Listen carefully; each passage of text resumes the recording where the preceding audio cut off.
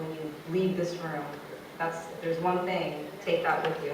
Now I'm going to introduce our next speaker without further ado. He is the creator of the Kick-Ass Guide to Life, and he's had a pretty kick-ass start to life as well. His story is quite inspirational. He was almost given up for adoption. He grew up in the inner city. He was homeless, and he was a school dropout all before the grade of 8th grade. All of this all happened to him before 8th grade. And he is standing here today as a true testament of perseverance. Let me introduce you to your next speaker. Chris. Thank you very much. How you guys doing? Come on, how you guys doing? All right. First of all, I want to thank Leah for having me here today. It's truly an honor to be here amongst you guys. First and foremost, thank you guys for sharing your stories. That takes courage, and I'm going to share my story with you because it's my hope and my goal that by sharing with you what she just said a little bit, that you walk out of here a different person. That you walk out of here like the other speakers who have been up here before, Chris, Katie, Amber, Eric, you know, all did a phenomenal job. I have to particularly thank Chris, Katie, and Eric because I wasn't sure I was going to be able to say kick-ass, so I think we're all right. So I have to give them thanks. They had to unfortunately leave, so it's just you and me. And I want to thank you guys for staying because I know, again, like I said before, it's easy. We could have said, okay, we're just going to take off for the rest of the day and go do something. So it's my intent with the time I have here, and make sure you flag me down because this is unscripted.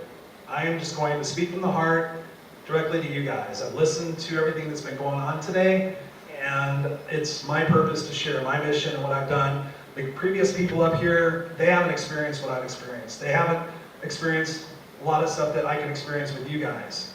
I actually mentor kids at All Crest Children's Foundation.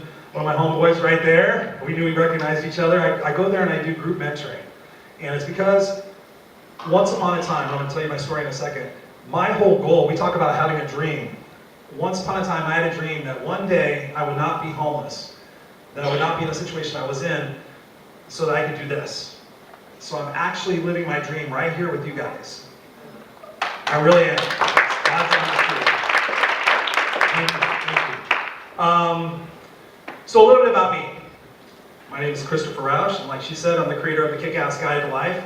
Once upon a time, I was a suit and tie speaker.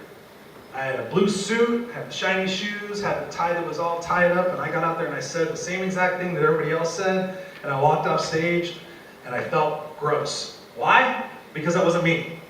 We've been talking about individuality today, and my first message to you guys is just to be the best you can be. Don't let anybody tell you what you should wear, how you should look, what you should say, what you should do. Just be the best you can be. I spent a lot of years of my life pretending to be something I wasn't because I wanted to fit in. We all want to fit in. We all want to belong. We all want love. We all want significance.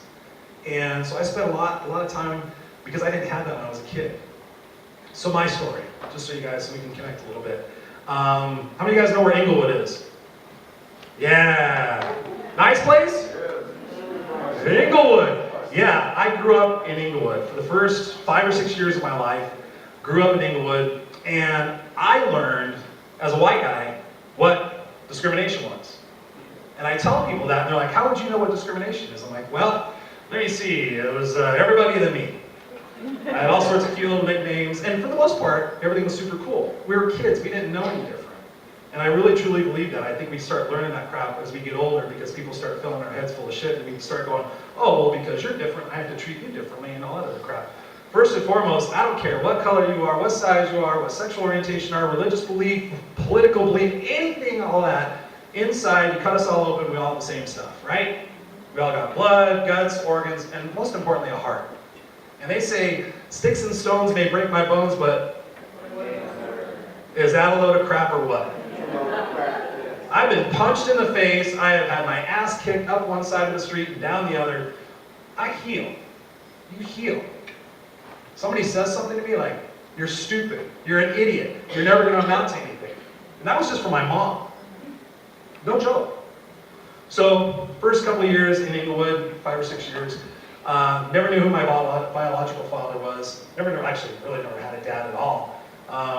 Short story, my mom was cheating with a married man, and he said he was going to leave his wife for her, and then she said she was pregnant, and then he said, well, on second thought, I think I'll stay with my wife, who's also pregnant. So somewhere out in the world, I have a half-brother, half-sister that's basically the same age as I am. My mom had all sorts of psychological disorders, drug dependencies, alcohol dependencies. She even told me one time, she goes, I should have never been a parent. And I said, you're right.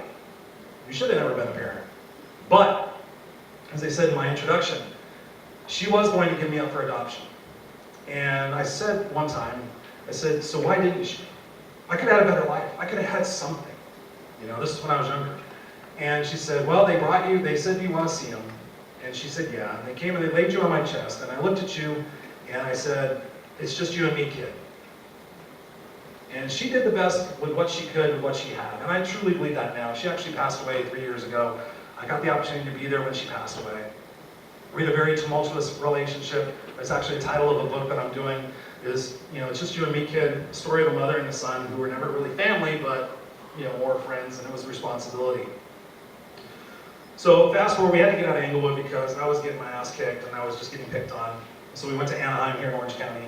And I thought, okay, we're going to a middle class, you know, neighborhood. I'm going to go to school. I'm going to fit in. You know, maybe I'll have a normal family. Because my mom's boyfriend, another boyfriend, came and lived with us. He didn't want to have anything to do with me.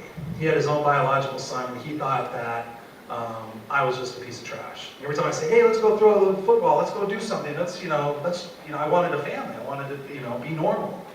And, oh, my arm hurts and all this other crap. Well, when his son came to live with us for a little bit, suddenly he became super dad. While I sat in my room listening to music. And I would look out my window and be like, okay, what, I'm not good enough? And it really, I mean, I'm 6, 7 years old at that. Thinking, okay, my mom's not here, he doesn't want me, what have I got? I've got music. I'm huge into music, I love music, I have tattoos of music all over my body. Music got me out of it. Music was my soul, my religion, my parents. So I grew up being a latchkey kid. My mom worked a lot, but it was for her own benefit. You know, she just like, okay, Chris, here's the situation. You're gonna come home from school, you're gonna sit on the front porch, and you're gonna wait there until I get home. It could be 6 o'clock, 7 o'clock, 8 o'clock, 9 o'clock, whatever it was. And then, to add bonuses to all this, my mom had 18 cats and 4 dogs. No fooling. So the hierarchy in our family was the cats, the dogs, my mom, and then me. Well, I should say, the cats, the dogs, the mom, and then me. So my responsibility was to take care of her furry little friends because she loved them more than she did me. And she even admitted it. She says, oh yeah, I love the cats. I mean, it's not that I don't love you, but I don't know how to take care of a human. It's kind of weird. I have a half-sister who I don't speak with anymore. She has a different dad, same mom, long story. I believe, we talked about family a second ago. I don't care if you have blood relatives that try to say, well, I'm your family and I should tell you what to do. I'm sorry. I have friends and I have staff that report to me that I consider family and brothers and sisters that I know I can count on. Family, you know, it depends on what you got. And whether you're in a situation, yeah, exactly. I'm family to you guys. You know, we're just meeting, but I plan on being around. And that's where it's really important. So I go to school, get my ass kicked. I'm like, you know, I don't have any parents and, you know, trying to raise myself and all this other stuff. And one of my mom's cats got sick. And her boyfriend left her, my sister left, so it was just me and my mom. And she spent $5,000 to try to save this favorite cat of hers. And guess what? Cat died. Guess what that $5,000 was supposed to do? Pay rent. You guys have a date that you remember in your mind that you remember vividly, whether it was positive or negative? A specific day in your life where something changed? May 10th, 1982. Coming home from school, I see a moving truck in front of our house. And I'm like, what's going on? And she says, we gotta move out, we got kicked out. Grab your stuff. And I was like, well, wait, I got friends, I got stuff going on. No, you gotta grab your stuff. My grandfather was there. So we grabbed as much stuff we had to be out by midnight because the sheriffs were coming and all this other stuff. I didn't realize that she had been avoiding paying rent all those months. So we packed everything up in a U-Haul, took it to a storage unit, and then it came time for the cats and the dogs.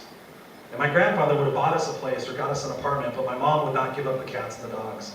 So the cats and the dogs and me and her and some belongings went into a 1969 Ford Country Squire station wagon.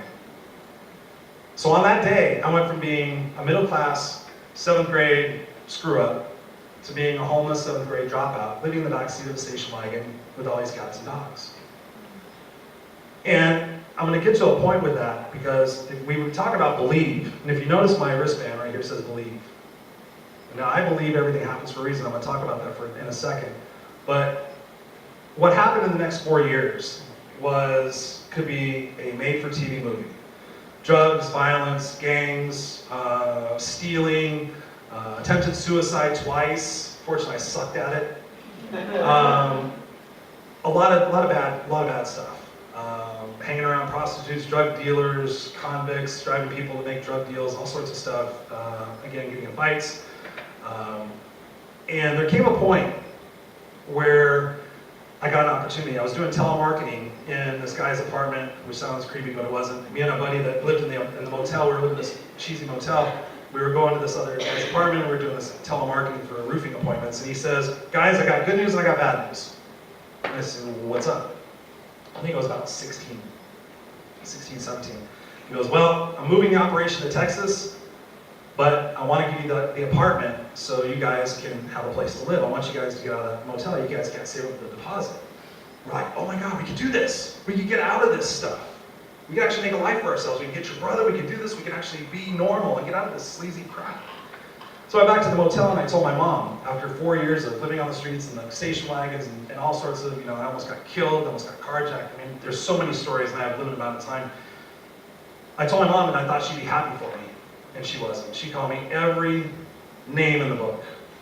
A lot of them I can't even say out loud. And I sat there and I thought, I just spent the last 4 years of my life digging in dumpsters for cans and newspapers so you could feed your cats, so you could have your cigarettes, so you could have your alcohol, so I could be last. And now I have an opportunity to do something in my life and actually get out of this place, and you're denying me that. Well, what am I supposed to do, and how am I supposed to survive? Da-da-da, me. And I sat there and I was like, wow, it really is that bad. Because I kept saying, no, she'll change, no, she'll change. We all do that. Somebody will come and get me, somebody will change. And we've been talking about independence. So I sat on the stairs in that motel and I watched the drug dealings going back and forth. I watched the prostitution. I thought, if I don't get out of here, I'm going to wind up just like them, or I'm going to wind up dead. True story, I had a guy put a gun to my head because I wanted to buy a carton of cigarettes from him. He thought it was because I was white and he was black. He had a carton of Marlboro Reds. I'll never forget this. He's like, hey man, you smoke? You want this carton of cigarettes? $5. And I'm like, no, that's cool.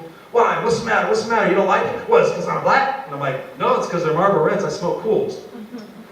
Well, stereotypically, come on. And so he's like, oh, you smoke Cools, huh? Are you trying to be funny, guy? And I had long hair. And I'm like, dude, I'm not trying to be funny. I'm cool, man. I don't give a shit.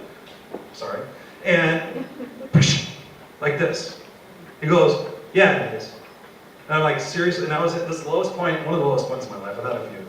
And I said, seriously, dude, if you're going to do it, pull the trigger right now. I said, pull it, go ahead. And unfortunately, one of my friends, Keith, came and says, no, him and his mom are cool. So I made the choice. And this is one of my core messages to you guys today. I made a choice that night that I was going to go take the apartment. And I left that motel, but I never left my mom. Because for some stupid reason, I had this obligation in my heart that I still needed to take care of her. And I still went back to the motel every night and helped her take care of the cats and still gave her money and still, nobody could even understand why I was doing it. But I felt this obligation, this responsibility to go back there and help her. And from that point, all the people I've been hanging around, we talked about hanging around the 5 people, if you're hanging around all the bad people, bad things are going to happen. And I started hanging around positive people. I started dating this girl, and her dad, his name was Bill White. Tremendous fellow. I got the opportunity to hold his hand while he passed away. Tremendous individual. He told me a quote, and he said, Christopher, you're only limited by the parameters of your own mind. And I'll never forget that. Long-haired guy, rocker, smoking cigarettes, smoking pot, drinking beer. I'm 17 years old. I'm already 35. And he goes, Christopher, you're only limited by the parameters of your own mind. He goes, you should go back to school. I said, how am I gonna go back to school? I'm like, you're freaking grown up already. I can't go back to high school. He goes, well, you can get this thing called a GED. I'm like, all right, I'm dating his daughter and I don't want to piss her dad off, so let me find out about this GED thing. So I went and found out about this GED thing, and I'm like, seriously? I gotta learn all about that crap? I've been 4 years free, running the streets, being my own man. So I went back I signed up for GED classes because I really liked this girl. And I remember the first day of school, I'm standing there smoking a cigarette, waiting to go back into class, and the teacher comes up to me, she goes, sir, you can't smoke here. And I said, why? I'm outside. She's like, you can't smoke on campus. I'm like, I don't see any smoking signs. She goes, it's out on the street. I said, really? It should be right here. I used to be a smartass. I'm not a smartass. So I made it high school in 6 months. I got my GED, and I was like, woohoo! How many of you guys have a GED? Awesome, congratulations. How many of you guys are going to graduate high school? Awesome. Stick with it. So I got the GED, and I was really proud. My mom could care less. I'm like, Mom, I actually got an education. I actually could say I've gone to high school when I didn't. So I decided, what am I going to do after this? I enrolled in community college. Started going to community college, learned a lot about communication, and got my associate's degree. Now you think, Mom, Chris is graduating college. Show up at the graduation. Almost did not show up to my graduation. I had to threaten her. I was like, oh my God, I'm going to be a college graduate. It was an associate's degree, but it took me 4.5 years to do it while I was working 2 jobs and going to the gym and taking care of my girlfriend and taking care of my mom. So when we talk about, I think it was Eric was up here, talking about, pushing yourself and wanting it bad enough. When you want it bad enough, you will do it. I had the blood in my veins that I'm gonna go to school, and my girlfriend's dad gave me a job. He believed in me, and ultimately I graduated with a master's degree in organizational management in 2000. And the same year I bought my first house.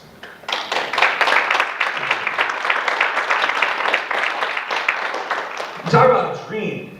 My dream, laying in the back seat of that station wagon, I kid you not, freezing cold, cats jumping all around me, worrying about the cops were going to get us, was one day I'm going to own a house.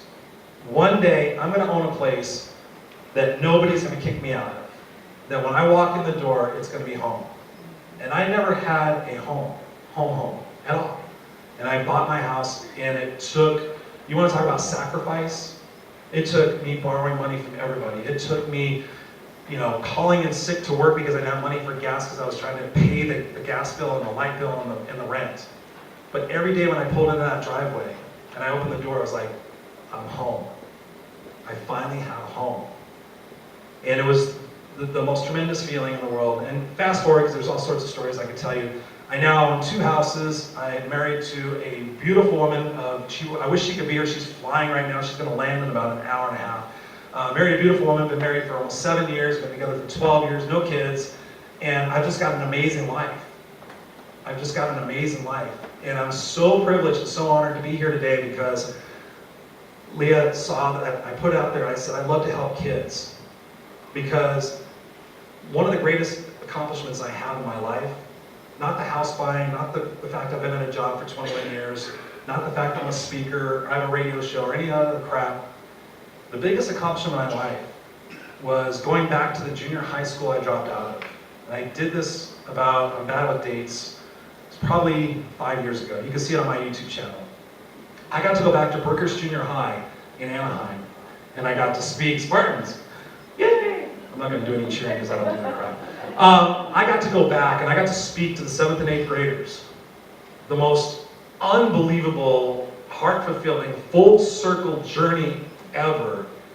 And I got to go back and tell these kids, listen guys, I was right there.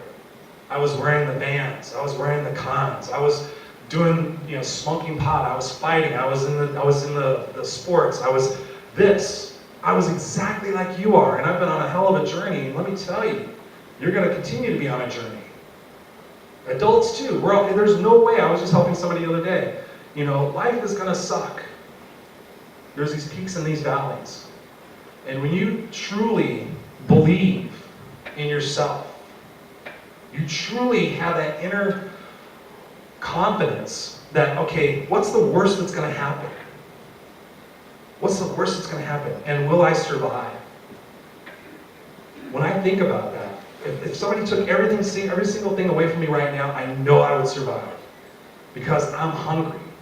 Les Brown, one of my famous mentors, I got to spend time with him. Les Brown says, you got to be hungry. Are you guys hungry? What? Yeah. Yeah! You got tremendous people around you helping you. And it's so amazing and it's so awesome that we get this opportunity to talk to you, because I hope and I believe one day you're going to think, that guy told me something. That guy with the bandana, the guy with the, that looked all crazy. He told me something I remembered. And I want you guys to have a goal one day to be able to be up here on stage, sharing your message and helping somebody, because, money's great and all that other stuff is really cool, but the biggest benefit I get out of life is seeing your eyes and seeing the fact that I say something and you're like, wow, okay. So when you think about believing in yourself, that's one thing you have to believe. You have to believe in other people too. Sometimes we have this guard of like, I've been hurt too many times and people have abandoned me, so I'm not going to do anything. I'm not going to trust anybody. I'm just going to be like this. What does that do? People are like, I don't want to be around you. And then it fulfills that. It's like this vicious cycle that goes around in life. And it keeps perpetuating itself. So you sit there and say, you know what? Just because my mom was some way or just because somebody else was some way, I'm not going to treat the next person that walks in the door like that. I'm not going to do that. It's not right. This is about life. And this is about living. You can either live or you can exist. And when you take advantage of those times and those opportunities where it's like, what can I do? How can I learn? We talked about Google and YouTube earlier. There's nothing you can't learn by putting something in Google and YouTube.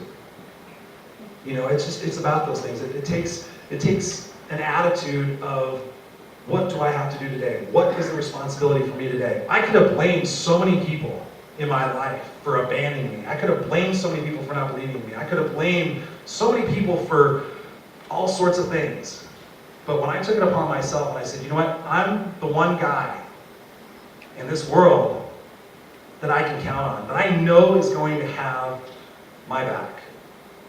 That I know when I wake up in the morning, we think about things, we think about what we don't have. When you wake up in the morning, you put your feet on the floor and you open your eyes. That is the greatest gift. I talked to a guy one time, he was in a wheelchair. He was helping my mom. He was a physical therapist. And he was in a wheelchair, young guy. And I said, can I ask you what happened? Because I'm a big life believer and wanting to learn what makes people tick. And he goes, yeah, it was a surfboard accident.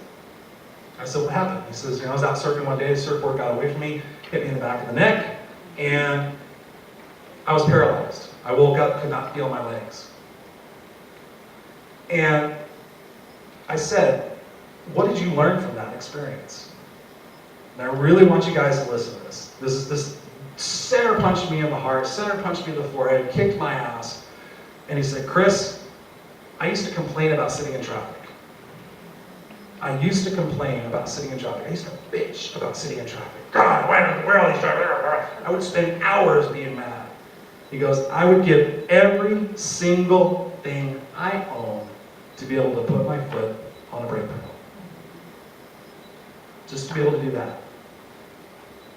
He goes, I have a band, I have hand controls, I play tennis, I'm active.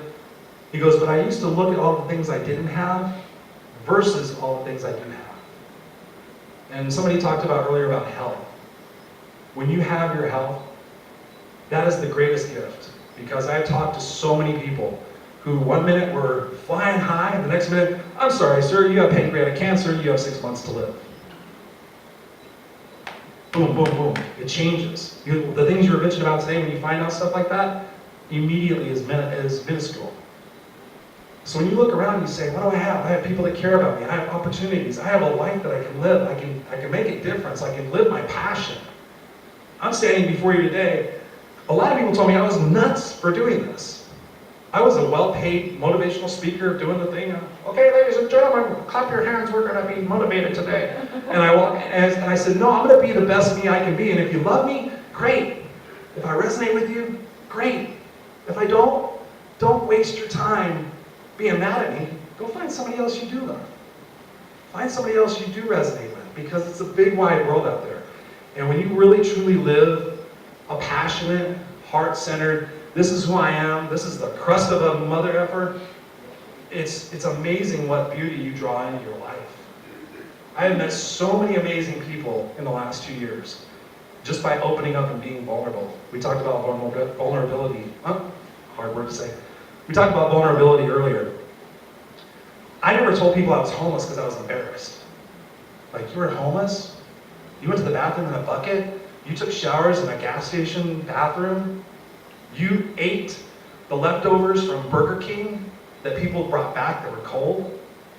That's how I survived. I met a guy that worked at Burger King. We were homeless, and like when you come back and say, "Oh, my sandwich is cold," or "It's got pickles on it," he would save those for us, and he would give them to us out the back door. And I was like, "Aren't you embarrassed about this?" I'm like, "No," because this wraps it all up. I'm not sure how much more time I have, but okay, yeah, wrapping it up. She's like, "Keep going, Chris, keep going." I could go all day. When you think about that. And people say, "Don't you wish you had a normal childhood? Don't you wish you could have gone on vacations? Don't you wish you would have had furniture?" And I say no. Why?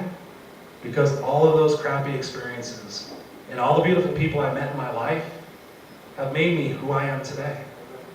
And I was almost going to say I'm so in love with myself, that's bad. I so love who I've become that it's just, I wish I would have done that 20 years ago. Because guys, it seemed like a minute ago I was 25 and now I'm 45. Time goes by like that. It really, I don't want to spook you out, but it goes by fast. And if I think about the last 20 years going by as fast as the next 20 years going as fast, it's crazy. So I'm just all about living and giving and just living a legacy. And the last thing I want to leave you with is having your why. When you have a big enough why am I doing this? What do I want to do at the end of the day? How do I want to be remembered? Do I want to be remembered for somebody who sat there and pissed, bitch, and moaned about my life? Or do I want to be remembered for somebody who went and took risks and tried to do things and lived and made mistakes and failures, which I call learning opportunities? What do you want to do? Where do you want to end up? And then you start working backwards. And then you get to the ultimate goal. So I know that my ultimate thing is that I will have fought for what was right and what was fair. I will have risked for which that mattered, and I will have left the earth a better place for who I was and what I did. Thank you.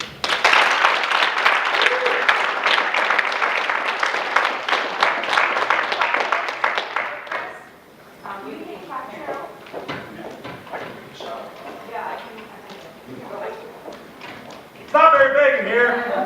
I don't need one of these. Do you hate cats now and animals? Do you own any animals? I couldn't imagine. That's a really good question. She asked me if I hate cats or if I have any animals. This is the truth. I love animals. I sometimes love animals more than people, and it's not. But no, I actually have 3 cats and 2 dogs, and this is why. It was never the animal's fault. Sometimes we sit there and we blame, well, the dog should be killed or that should be killed. I was like, it wasn't the animal's fault. My mom saved them. She was trying to do the right thing. She didn't know any better. I mean, like, that's hard. But no, I love animals. I would have lots of them if I could. And then one more question. This one's a little more personal. Sure. You said you don't have any children. No. Is it because you're afraid that you're not going to be as good of a parent as you want, as your child deserves? I'm sorry. No, I'm just messing with you. The reason why I don't have any kids right now is we've been trying for, I said I didn't want kids early because I've been an only kid, and I have so much enthusiasm for life and being out there and doing stuff that, you know, kids are a lot of responsibility. And so I met my wife and we broke up because we weren't gonna have kids, and then I said, okay, 1 kid when I'm 40 and you're 30. She's 10 years younger than me. Shout out. Hey. Hi baby, I love you. So then we started trying, and this is the weirdest thing. When you put out to the universe, I'm not a super religious person, but I have a belief in a higher power and, you know, being spiritual and grounded. And I always believe that whatever religion you follow it to your nth degree and don't let people dissuade you, no matter what it is. But I used to say I never want kids. Well, God went, bam! Let's teach them a lesson. My wife has a broken fallopian tube. She's got some stuff. We tried doing in vitro fertilization last year, spent $20,000. It didn't work. But we're not giving up, because giving up is not my vocabulary. And if we're going to adopt, we're going to do that, because I think I'd make a pretty cool dad. But thank you. Other questions? How did you, because I grew up, my mom, she sold me for drugs when I was little, and then also, like, throughout my whole life, she's been in and out of my life. She only kind of minded when she wanted something for my grandfather. It's both my mom and my dad.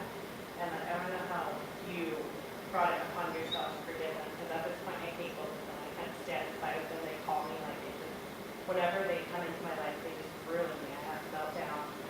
And when do you get over that? That's a really good question, and thank you for asking that. It's, do I need to use this? Are you guys filming? Because I like the intimacy, I like the personality. Can you guys hear me? Yeah. She asked me how I don't have, when do you find the ability not to have the anger and the frustration and the hate and the hurt towards the people that abandon you or hurt you? For a lot of years, I really resented my mom. I did not like her, I hated her. From the time I would get beat for not cleaning out the litter boxes in time, not putting water in the dishes, it was just like always them, them, them. And then if I didn't do anything for them, it was, I got my ass whooped, I didn't get something. So I hated her and I resented her. And then I learned, because of my anger issues, that I kept that inside. And so I would fight, and I would say things like, I hate this, and I hate that. And I was looking around at all the successful people, and I noticed they weren't hanging on to that. And so I've spent 25 years reading personal development books and videos and tapes and really understanding. I had to undo there's a whole conditioning process that we go through, and I don't have time to talk about it. But we make these agreements in ourselves, and I had to change those agreements. And I had to say, you know what, Mom? And this is really a really important thing I want you guys to understand. When you think about when we judge other people, and you say, would I be the same if I walked in your steps for your entire life? If I experienced everything that you experienced, might I be like you? If I went through all the things that you went through, all the things that were said to you, would I be like you? And when you think about those things, you put yourself really in somebody else's shoes, we're all the same. How can we judge somebody for being in a different situation?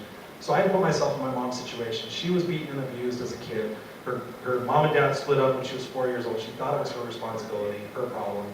And she spent the rest of her life fighting to have somebody love her at all costs. She never grew up past 4 years old. She used to tell me, I'm 4 years old. I'm like, Mom, screw you, you're an old lady. And but psychologically, she was really stunted at that point, and that's where she came from. And it wasn't until the 3 weeks before she passed away, because we were like friends, and then we weren't, and then I had to take care of her the last 3 years of her life.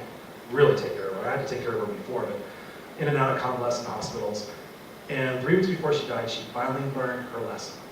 And I had her over at my house for her birthday ahead of time, because I knew it was coming. And she goes, this is the best birthday ever. She was sitting in a diaper, and I had to hold her cigarette for her. She died of lung cancer. I had actually begged her all my life to. I just had to hold the cigarette for her. She's sitting in a diaper. I had to help her go to the bathroom. And she said, this is the best birthday ever. And I said, why? We've gone to Metallica. We've done stuff. She goes, because you and Barbara, my wife, cared enough about me to come get me and bring me here and have my food and get a movie for me. And she goes, I love you. And I was like, whoa, wow, talk about 12th inning, 3 strikes. And it was like, she wasn't asking about her cats anymore because I had to do a bunch of stuff. And I still have her dog to this day. She said, please do not ever get rid of my dog. I still have him to this day. I'm surprised the little shit's still alive. But he's turned out to be a pretty good dog. I didn't like him at all before. And I had to let go of that. And as soon as I let go of that anger and that hatred, and said, you know what? You did what you could do in those situations based on what you understood and what you believed, the agreements that she made inside of her heart. If you sit there and tell yourself you can't do something, you won't be able to. Henry Ford said, if you think you can or you think you can't, you're right. She said, I can't be a parent. So guess what? She never could be a parent. So I really encourage you, when you say, I forgive you, I love you, I won't forget it, and it doesn't mean that I want you back in my life. But when you let go of that, it really does start the healing process. And I was like very closed off to love and to affection. I never had, kisses and hugs and stuff like that. But I couldn't say, well, because I've never had it, I can't give it. And as soon as I started letting my guard down and say, okay, and I would tell my wife or my girlfriend, like, I'm not really comfortable with this, but how, and it was just, you just gotta open yourself up and be vulnerable and let that pain out. I have anger moments, I really try to fight for push it back. Whenever I feel any sense of anger, I push it back. Because when I do it work with you, I don't want to show them that. But the other day, I hold it back so much that the small things will piss me off. And I will be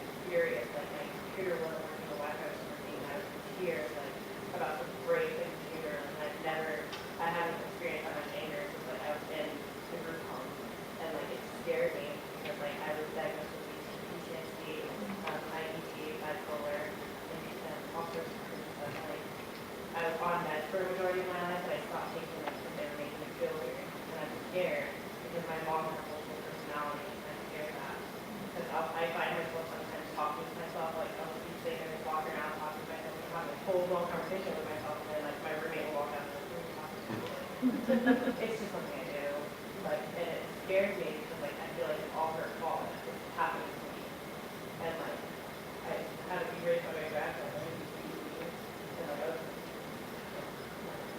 okay, right. The other guy, what she's talking about is you're totally normal. Trust me. You're totally. I had the same situations. I would, road rage. I knew I had a problem when I nearly was going to run somebody off the road. Little things would set me off, and it was at that point I decided that we have a choice. We can let nobody can. I can't make you feel happy. I can't make you feel sad.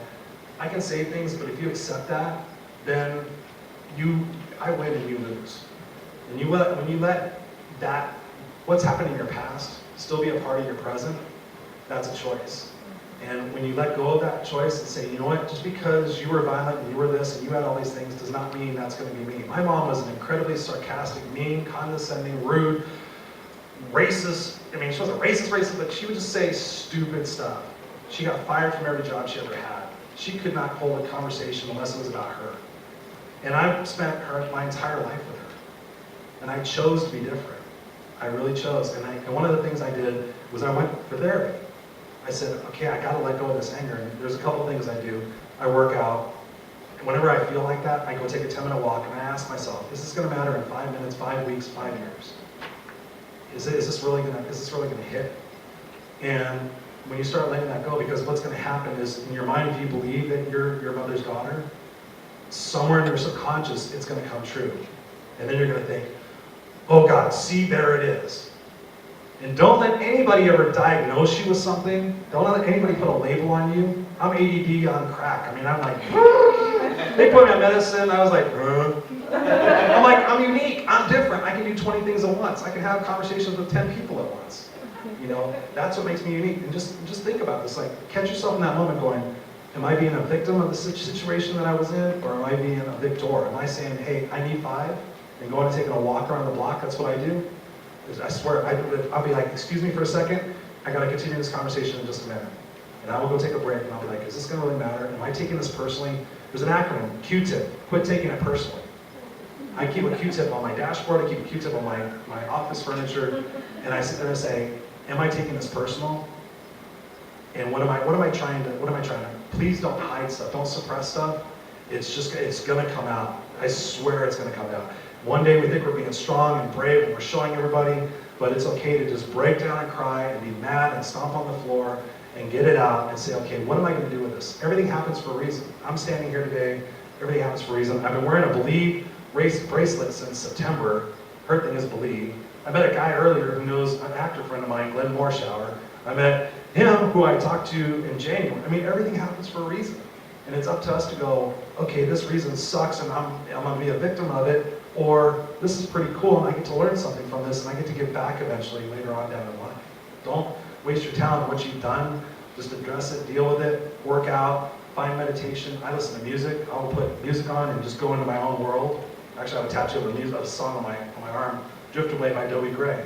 Give me the beat, voice, and free my soul. I want to get lost in your rock and roll and drift away. Music saved me from so many different things. So I really encourage you to address it, bring it up, forgive it, and then just catch yourself and say, hey, why is this happening right now? What am I supposed to be feeling? What am I supposed to be doing? And how can I make this right?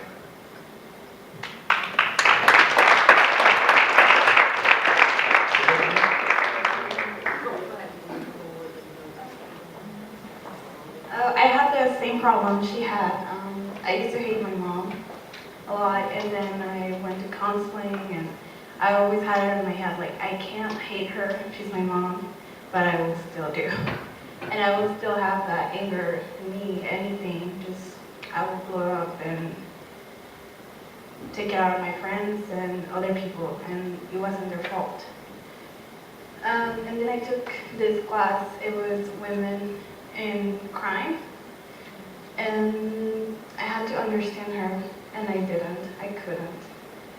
But the way that, I don't know how to explain it, I learned to understand her. I know that she had a different life and all the things that happened when she was young. made her the person she is. And it's on her head, it's not her fault, probably. I should be there supporting her, but that's not gonna do any good for me because I get hurt from being around her. So she's my mom and I'll always love her. And if she needs something, she can count on me, but I'm not gonna have a close relationship with her because that will be destructive. So you just have to learn how to understand her. Think of all she went through. Just try to understand why she did what she did. And that's the only way that you're going to forgive her.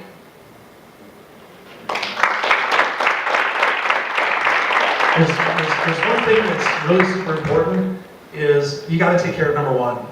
And I learned that day when I made that decision to leave the motel but not leave my mom. I did the same thing. I never had a really close relationship with her again, but I took care of her and I tried to do things for her. But I also was very strong. She'd be like, well, I need you to do this and I need this. No, you're a big girl. You figure it out. You know, it's that tough love thing. But take care of yourself.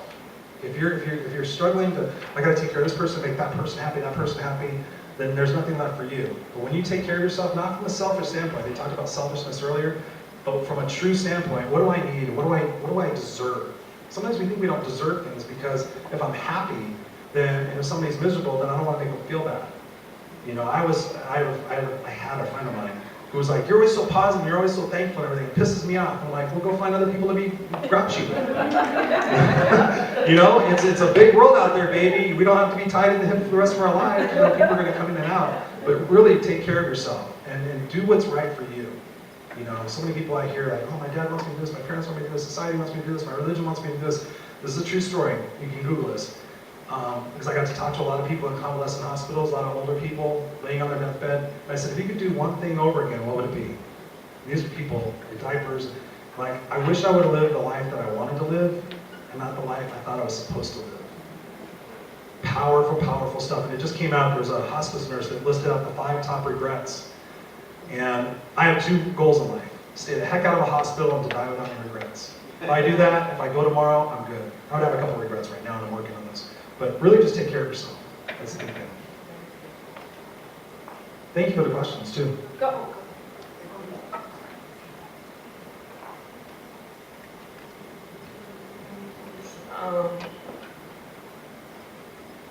I just wanted to say thank you.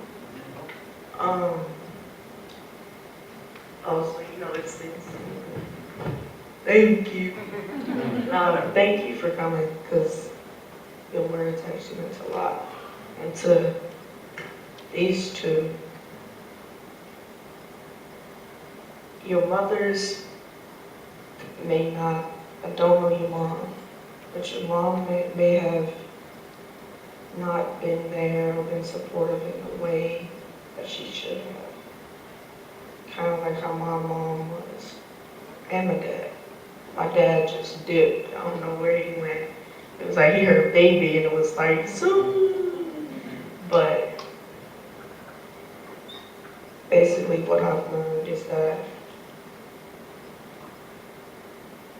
sometimes you just gotta take a step back and look at their situation. And I could see how much pain that my mom went through. Because she wasn't expecting me to pop out, like, it just happened by force.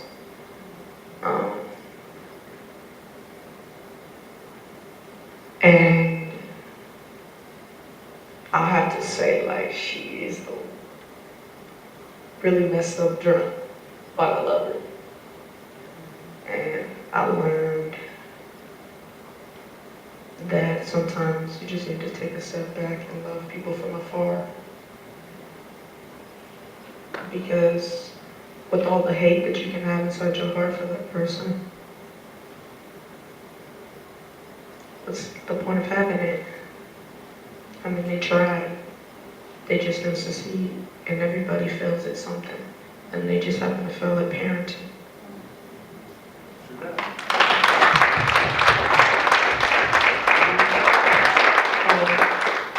And one last thing, just stay strong, because you don't know when you're going to lose that parent. And you don't want to have that relationship of wondering like, damn, did I really say that to them? And next day they gone. And the reason I'm saying that is because I experienced that, like, had a lot of hate towards my dad. And on December 10th of 2013, while I was in my group home, I lost my dad. And I only knew him for a month. And he just called in my group home.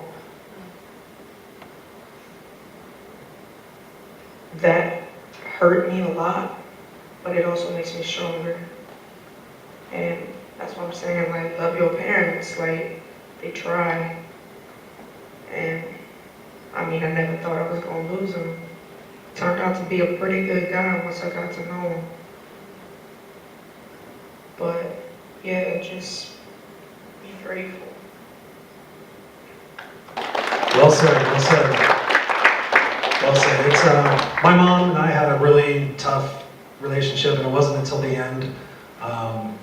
You know, in a way, honestly, it was a relief when she passed, because I had to go to the hospital like 3 times a week and bring her cigarettes, and it was still me. I need this and I need this. But Mother's Day was just a couple of weeks ago, and even though she tried on like my birthday or Christmas, she really tried. She's like, okay, I'm gonna make up for all these other days, and we're gonna have a special day today. I mean, she wasn't all bad. And to your point, it's exactly so true, because I used to complain like, oh, I gotta take my mom out to dinner. Or, oh my God, I remember one time I was pushing her in her wheelchair around the convalescent hospital, and I was in a hurry, and she's like, oh, just push me one more time. And now, I wish I had still had that opportunity. And we talk about taking things for granted. My mom was an incredibly strong woman. I mean, she took care of those animals. I mean, she would carry 2 things of cat litter by herself, you know, down the street. And one time she was sitting in her wheelchair, and she said to me something I'll never forget. She said, something happened to me the other day. And I said, what? And she goes, a woman walked briskly past me. And she says, I thought to myself, I used to be able to do that. My mom had her leg amputated because of smoking. And she goes, I used to be able to do that, just to walk fast. You know, same thing with that guy in the wheelchair. It's like, you know, I would give anything to be able to feel my foot on a brake. It's, you know, I really hope you guys take that to heart. And thank you again for opening up and helping us all out, because it all helps us. I mean, I'm not perfect by any means. I have my own demons and things that go on in my brain. I just tell them, shut up, Chris.